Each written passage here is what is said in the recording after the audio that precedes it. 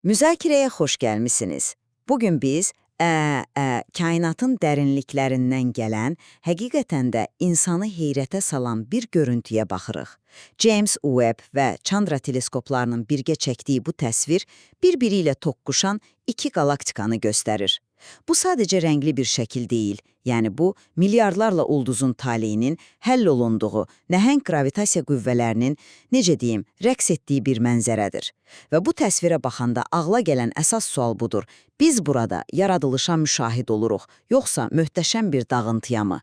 Mənim mövqeyim budur ki, bu kosmik toqquşma xaotik görünsə də əslində qalaktik təkamülün yaradıcı və formalaşdırıcı bir prosesidir. Biz burada kainatın özünü necə qurduğunu görürük. Mən isə açığı bu mənzərəyə baxanda tamamilə fərqli bir nəticəyə gəlirəm. Məncə, yaradıcı sözü burada baş verən o amansız şiddəti və dağıntını bir növ pərdəliyir. Bizim gördüyümüz ilk növbədə iki nizamlı və sabit sistemin bir-birini məhv etməsidir. Yaradılış bu prosesin özü deyil, bəlkə də bu dağıntıdan milyonlarla il sonra ortaya çıxa biləcək bir ehtimaldır sadəcə. Yaxşı, mövqeyimi biraz daha aydın izah edim.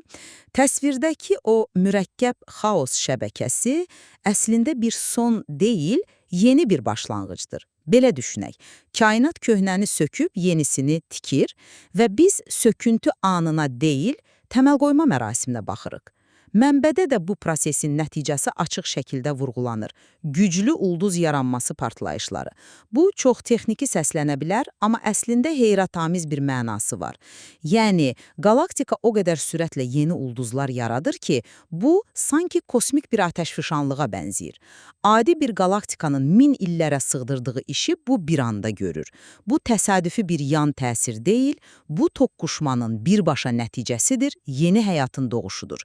Alimlər də təsdiqləyir ki, məhz bu cür hadisələr galaktikaların milyardlarla il ərzində təkamül etməsinin əsas mexanizmidir. Bizim öz süd yolu galaktikamızda keçmişdə belə toqquşmalarla böyürüb. Yəni biz burada təkamülün özünü iş başında görürük. Bu, bilirsiniz, çox nikbin bir yanaşmadır. Ancaq gəlin reallığa baxaq. Biz iki sabit, hər biri milyardlarla ulduz və potensial planet sistemlərindən ibarət nəhəng strukturların bir-birinə çırpılmasına şahid oluruq. Mənbədə istifadə olunan dilə bir diqqət edək. Dramatik toqquşma, pozulmuş spiral qollar. Bunlar yaradılışın deyil, dağıntının sözləridir. Mənim üçün bu hadisəni yaradıcı adlandırmaq, bir avtomobil qəzasını yeni nəqliyyat vasitələrinin yaranması üçün bir fürsət adlandırmaq kimidir. Bəli, qəzadan sonra hissələrdən nəsə düzəltmək olar, amma qəza anı dağıntı anıdır. Üstəlik, bizim əlimizdə bunun fiziki, real sübutu var. Chandra rəsədxanası nəyi görür? O rentgen şüalarını tutur. Rentgen şüaları isə kainatda şiddətin, həddindən artıq yüksək temperaturun göstəricisidir. Yəni, Chandra bizə toqquşmanın yaratdığı şok dalğalarını, milyonlarla dərəcəyə qədər qızmış qazı, yəni partlayışın mərkəzini göstərir. Bu, sakit bir formalaşma deyil. Fiziki olaraq şiddətli, partlayışlarla dolu bir hadisədir. Tamamilə doğrudur. Proses şiddətlidir. Amma gəlin bu xaos anlayışına baxışımızı bəlkə də biraz dəyişək. Biz xaos sözünü eşidəndə ağlımıza dərhal dağıntı, nizamsızlıq gəlir. Amma kainat üçün xaos bir son deyil, bir xam maldır. Bu, nizamın olmadığı bir vəziyyət deyil, yeni, daha möhtəşəm bir nizamın yaranması üçün lazım olan o enerjili, qarışıq mərhələdir. Bəli, gravitasiya qüvvələri mövcud ulduz orbitlərini pozur, amma eyni gravitasiya nəhəng qaz və toz buludlarını bir yerə sıxaraq onları yeni ulduzların doğulacağı körpələr evinə çevirir. Bu, dağıdıcı bir qüvvə deyil, yaradıcı bir təzyiqdir. Bir dəqiqə, mən bu məntiqdə bir boşluq görürəm. Siz bunu elə təsvir edirsiniz ki, sanki kainatın bir planı var. Amma burada plan falan yoxdur. Burada sadəcə amansız fizika var. Bu, kör təbii, nəhəng gravitasiya qüvvələrinin toqquşmasıdır. Bu prosesdə saysız hesabsız ulduz öz galaktikasından kənara atılır, yetim ulduzlara çevrilir. Milyonlarla planet sistemi əgər mövcuddursa, orbitlərinin pozulması nəticəsində ya öz ulduzlarına çırpılır ya da kosmosa sovrulur. Bu ilk növbədə mövcud nizamın məhvidir. Siz yeni ulduzların yaranmasına fokuslanırsınız. Amma mövcud olan milyardlarla ulduzun və sistemin taleyini nəzərdən qaçırırsınız. Biz burada, belə deyək, iki böyük şəhərin toqquşmasına baxırıq. Bəli, dağıntıların yerində gələcəkdə yeni bir qəsəbə salına bilər, amma toqquşma anı faciədir. Siz bu prosesi bir şəhərin dağılmasına bənzətdiniz. Gəlin elə o bənzətməni davam etdirək. Bəli, köhnə binalar yıxılır. Amma bu dağıntıların içindən yeni, gurultulu bir həyat fışqırır. Mənbədə buna nə deyilir? Güclü ulduz yaranması partlayışları. Bax bu, mənim üçün dağıntının sübutu deyil, tam əksinə, yaradılışın ən səs-küylü, ən parlaq dəlilidir.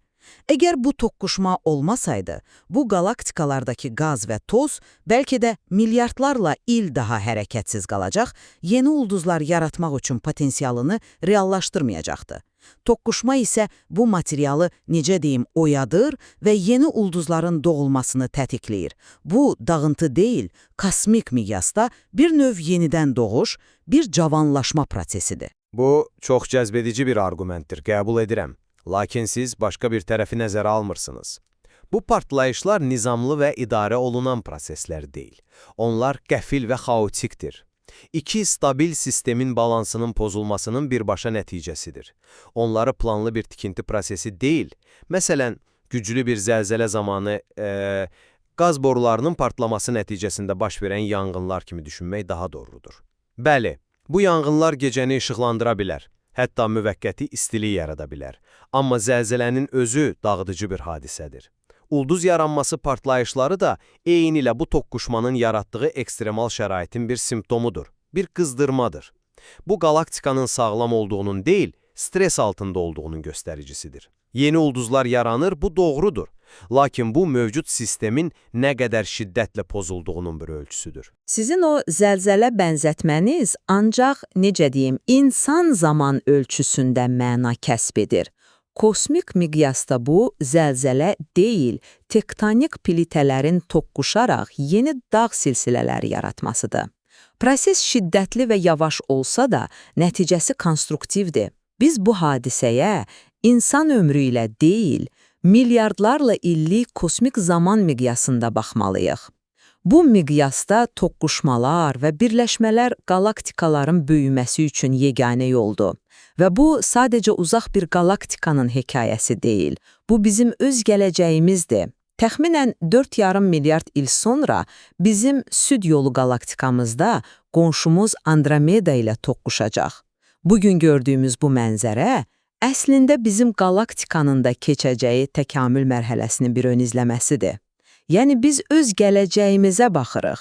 Buna dağıntı demək bir növ öz taleyimizi inkar etmək kimidir. Mən zaman miqyasının vacibliyini qəbul edirəm, əlbəttə. Amma bu indiki anın təbiətini dəyişmir. Gələcəkdə potensial olaraq nə baş verəcəyini əsas götürərək, hazırda baş verən dağıntını görməməzlikdən gəlmək metodoloji cəhətdən doğru deyil.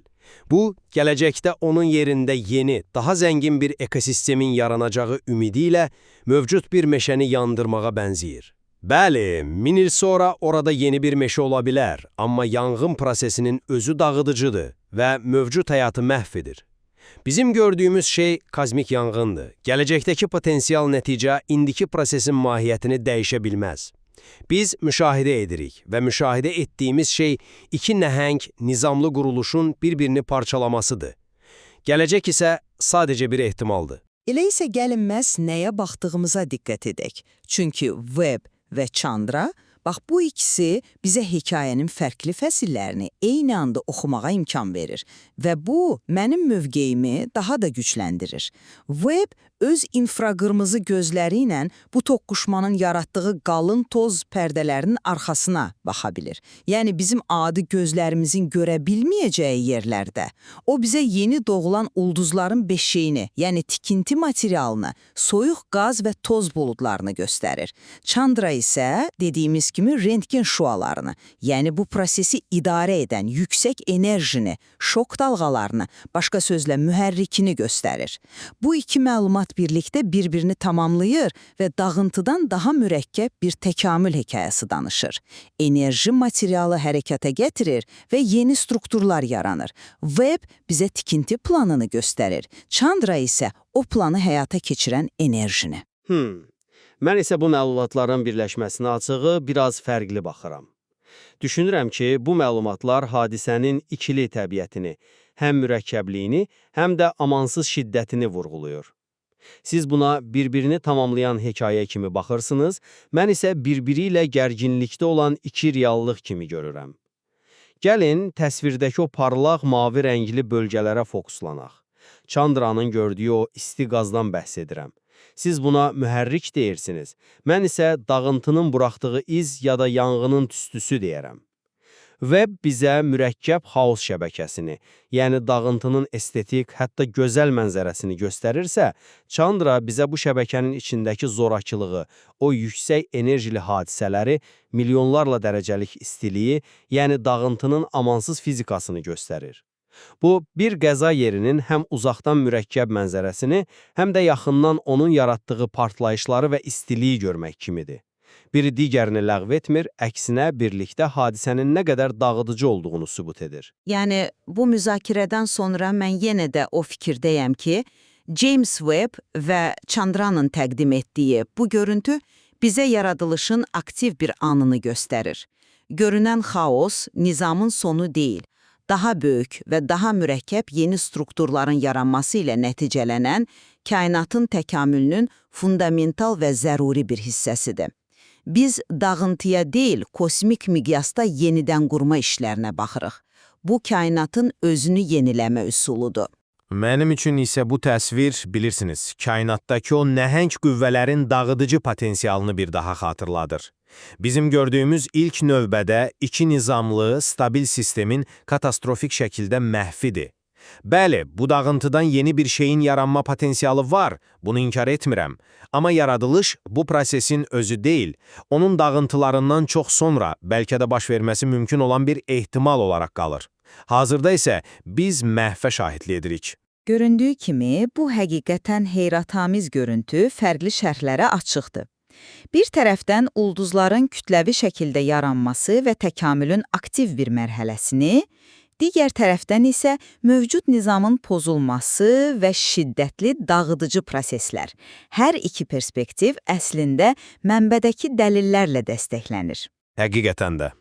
Bu cür fərqli baxışları nəzərdən keçirmək, bu mürəkkəb kosmik hadisələrin təbiətini, həm yaradıcı potensialını, həm də dağıdıcı reallığını daha dərindən anlamamıza kömək edir. Mənbədə bu mövzu ilə bağlı araşdırılacaq daha çox detal və baxılacaq daha çox bucaq var.